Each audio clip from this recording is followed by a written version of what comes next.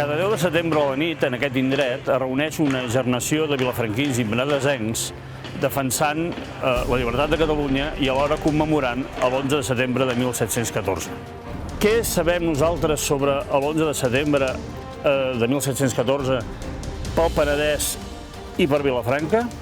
Per poder contestar aquesta pregunta hauríem de travessar el carrer, anar a l'edifici que jo tinc a l'esquena i capbussar-nos en els fons documentals de l'arxiu. A hores d'ara, tothom coneix el setge de Barcelona i la defensa dels catalans davant de l'exèrcit de Felip V. Però el nostre desconeixement és ampli a l'hora de saber quines van ser les repercussions de l'11 de setembre a Vilafranca i al Penedès. En aquest sentit, tenim un poderós enemic, el propi Felip V, que va fer destruir i va fer cremar tota la documentació existent sobre el període. En les seves paraules, por lo que conviene no tener memoria de estos sucesos. Però realment, què va ser la Guerra de Successió? L'any 1700, el rei de la monarquia hispànica, Carles II, moria sense haver tingut cap fill. Els dos possibles successors eren Felip de Borbó, net del rei francès Lluís XIV, i l'arxiduc Carles, fill segon de l'emperador d'Àustria. Després de moltes pressions i just abans de morir, Carles II va instituir Felip com a hereu. Ni Àustria, ni Holanda, ni Anglaterra acceptaren aquest testament i, com a conseqüència, esclatà una guerra general a Europa contra el rei hispànic, Felip V, i el seu aliat Lluís XIV de França, la Guerra de Successió a la corona d'Espanya. Felip V arribà a Barcelona a l'octubre de 1701 per tal de presidir les Corts Catalanes. En aquestes Corts es van enfrontar dos grups o partits amb idees radicalment oposades: els realistes, defensors de l'absolutisme regi, i els constitucionalistes, defensors de les lleis catalanes. Divisió política que es va agreujar entre 1702 i 1704 per la repressió exercida contra els constitucionalistes pel virrei Velasco, home de confiança de Felip V, i que es va convertir en ruptura definitiva l'any 1705. En aquest any, els constitucionalistes signaren una aliança amb els anglesos amb l'objectiu que els catalans reconeguessin com a rei l'arxiduc Carles. Un dels grans protagonistes del pacte amb Anglaterra va ser Antoni de Peguera, fill del senyor de Torrelles i marquès de Foix. El pacte amb els anglesos va permetre el desembarcament a Barcelona de l'arxiduc Carles, la seva proclamació com a rei d'Espanya amb el nom de Carles III i també li va permetre començar la conquesta de la península Ibèrica. Des d'aquell moment, Vilafranca i el Penedès entraven en una gran guerra.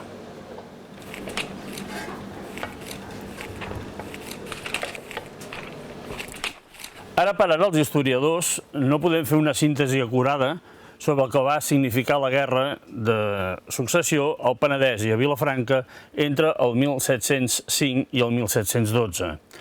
Sí que documentalment podem constatar diversos elements. Per exemple, el xoc de població civil amb els soldats, un nivell alt de defuncions i també l'enfrontament i la repressió que van tenir els botiflers per part dels partidaris de l'arxiduc Carles. Aquest reportatge centrarà en tres temes només.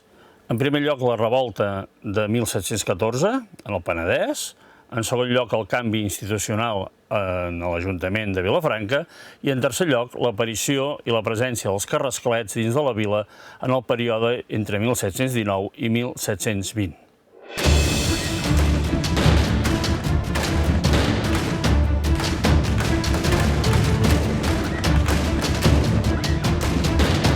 L'ocupació borbònica del Penedès, el 1712, i el Tractat d'Utrecht, signat el 1713, havien de conduir a la fi de la guerra. Però la resistència a ultrança de Barcelona, acordada per la Junta de Braços el 30 de juny de 1713, va significar la continuació del conflicte i, pel Penedès, convertir-se en la rereguarda de l'exèrcit de Felip V. L'allargament de la guerra va comportar que Felip V decidís que els catalans paguessin el manteniment de l'exèrcit durant l'hivern. A inicis de desembre de 1713 s'imposà sobre tota Catalunya un pagament extraordinari que es cobrava manum militari, en tres terminis: el 15 de desembre, el 15 de gener i el 15 de febrer. Són les famoses quinzenades. Al Penedès li va correspondre pagar un 7% del total de tota Catalunya. L'aplicació de les quinzenades va provocar una revolta a diferents contrades catalanes. Els revoltats eren bàsicament pagesos i també miquelets. Els miquelets eren una força armada irregular a mig camí entre la resistència patriòtica i el bandolerisme. El 4 de gener de 1714, el comandant militar de Vilafranca, cansat que el poble de Sant Martí no els hi anés a pagar les quinzenades a Vilafranca com pertocava, va enviar-hi una expedició de 30-40 homes per tal de cobrar-les mano militari. Els soldats foren atacats prop de la Fecina, al crit de «Via fora lladres», per habitants de Sant Martí i per miquelets. A Vilafranca només en tornaren molt pocs. Tot sembla indicar que el veguer, el batlle i els jurats austriacistes de Vilafranca estaven al darrere de l'atac. La revolta s'estengué ràpidament. Els revoltats controlaven la muntanya entre Font-rubí i la Pobla de Claramunt, tot intentant sumar a la seva causa poblacions com Sant Pere de Riudebitlles i Piera. Malgrat tot, els revoltats van fracassar estrepitosament quan van intentar entrar a Igualada. El comandant de Vilafranca, impotent, va demanar auxili i des de Tarragona i Barcelona enviaren uns 2.000 soldats comandats pel brigadier Diego González. Un nombre de soldats tan gran ens fa pensar en el volum de la revolta.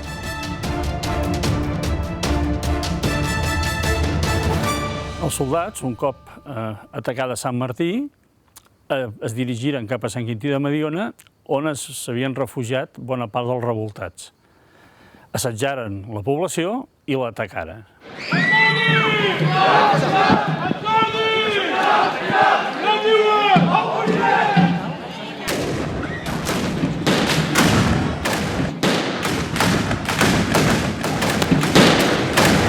Segons alguns relats, potser exagerats, abans d'arrasar la població, assassinaren a tots els seus habitants, entre quintinencs i miquelets, uns 800, amb el beneplàcit del capità general, duc de Popoli. Dime dónde se esconde. Dímelo. O hablará mi espada por mí. Encara avui, a Sant Quintí ho recorden, és el Matadegolla.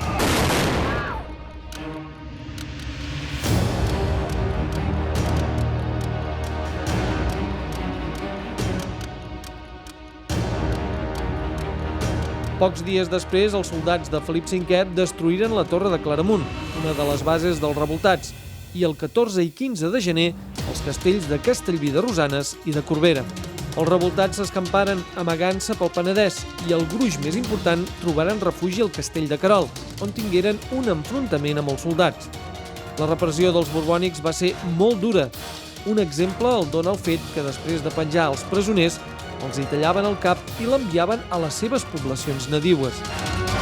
La revolta iniciada a Sant Martí s'escampà durant 2 mesos per moltes altres contrades catalanes.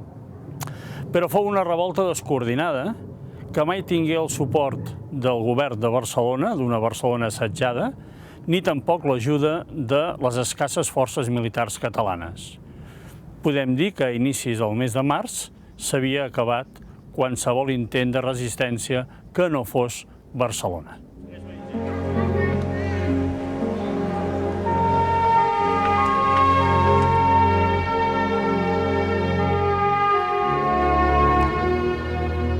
L'arribada dels Borbons per Vilafranca del Penedès va significar un canvi radical en el sistema de la política municipal.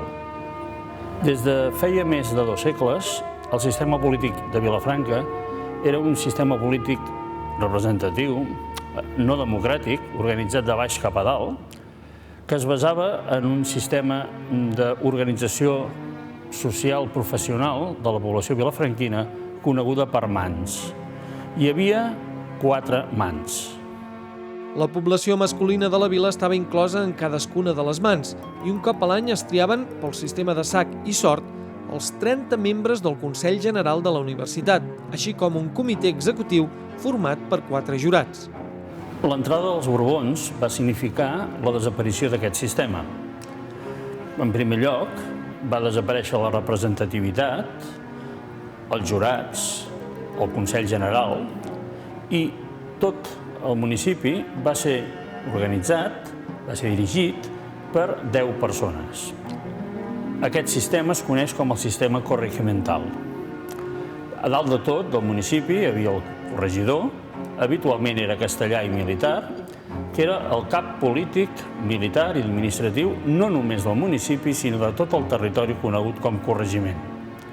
Per sota d'ell hi havia ja normalment vilafranquins, l'alcalde major i 8 regidors més. Aquests càrrecs eren vitalicis i, en general, van ser atorgats pel rei a coneguts botiflers que des de 1705 s'havien manifestat fidels a Felip V i, per aquest motiu, havien estat perseguits. El primer corregidor de Vilafranca va ser el brigadier José Ibáñez Cuevas, però les seves obligacions militars a l'Aragó no el deixaran mai prendre possessió del càrrec. La resta del primer ajuntament borbònic de nova planta era format per les següents persones: l'alcalde major, Alexandre de Verdier, i els següents regidors, Miquel de Caçador i Raimon Vallès, doctors en medicina, Josep Martí i Ferrer i Josep Rovira, notaris, Francesc Miret i Jaume Fort, burgesos, el negociant Fèlix Urgellers i el confiter Miquel Vidal. Menys aquests dos darrers, tots els altres membres de l'Ajuntament formaven part de l'elit urbana, controlaven el crèdit i eren grans propietaris de béns mobles i immobles. Resumint, el sistema corregimental va significar l'aparició d'un sistema militaritzat, castellà, i a la vegada, diguem-ne, allunyat de les bases de la població. Es va aristocratitzar el poder i es va limitar moltíssim l'accés al poder de grups que fins a aquell moment hi podien dir la seva. Aquesta va ser la principal conseqüència del canvi institucional promoguda per la derrota catalana del 1714.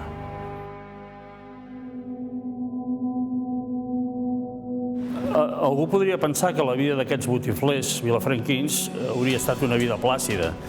No era així, almenys no ho va ser-ho fins al 1720. L'any 1719, Felip V s'enfrontà a les grans potències europees a l'intentar recuperar les terres italianes perdudes a Utrecht. En aquest context es va produir l'entrada a Catalunya d'uns 8.000 guerrillers austriacistes, dirigits per Pere Joan Barceló, àlies Carrasclet. Aquests guerrillers comptaren ràpidament amb l'ajuda dels miquelets locals, que semblaven adormits des de 1714. La presència guerrillera a Vilafranca demostrà la feblesa de l'Ajuntament corregimental. En absència del corregidor, el capità general va anomenar un corregidor d'urgència, un corregidor suplent. Va ser el militar Juan de Zayas, l'actuació del qual en aquesta crisi va ser com a mínim galdosa. Només saber que els miquelets i els carrasclets havien entrat a Piera, el que va fer aquest senyor va ser fugir de Vilafranca amb els soldats, les bales, la pólvora i les armes que teòricament es guardaven aquí, a casa de la vila, per defensar la població. Va deixar ben desguarnida Vilafranca davant de miquelets i carrasclets.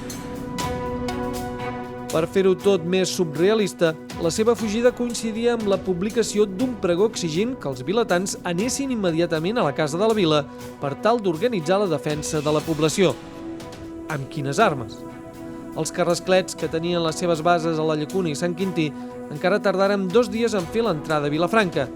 Un dels seus primers objectius va ser atacar els monopolis reials, el tabac i la sal. Només entrar a Vilafranca, carrasclets i miquelets vingueren aquí, a aquest carrer, el carrer dels Ferrers, on hi tenia el magatzem i la casa Marcos de Sales, que era l'administrador de les rendes reials. Marcos de Sales va fugir per al teulat, cames, ajudeu-me, però abans havia amagat bona part d'aquest tabac al convent del Carme.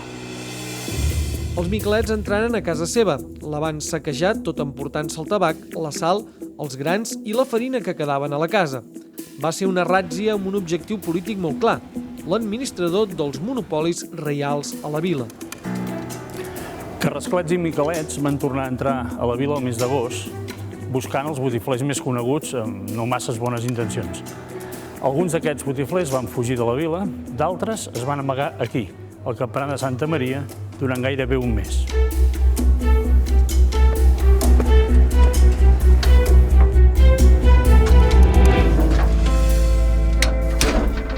refugiats del campanar va ser Miquel de Caçador, que era el regidor d'Egà, i el seu fill, i també el burgès Josep Samar. Junt amb ells hi havia 3 menestrals que semblava que l'ajudaven en relació a contactes amb l'exterior. Els testimonis documentals diuen claríssimament el motiu per al qual estaven refugiats. No podien anar a les seves cases per culpa de miquelets i de carrasclets. La por encara durava el gener de 1720. Fou per això que els regidors vilatans van demanar que els preveres i religiosos de Vilafranca fessin una guàrdia a la casa de la vila per si venien els miquelets i els carrasclets demanant menjar o espardenyes. L'estranya guàrdia estava formada per 2 franciscans, 2 caputxins, 2 trinitaris i 2 preveres de la comunitat de Santa Maria. Resumint, el perill miquelet i carrasclet a Vilafranca va durar del juliol de 1719 fins al març de 1720.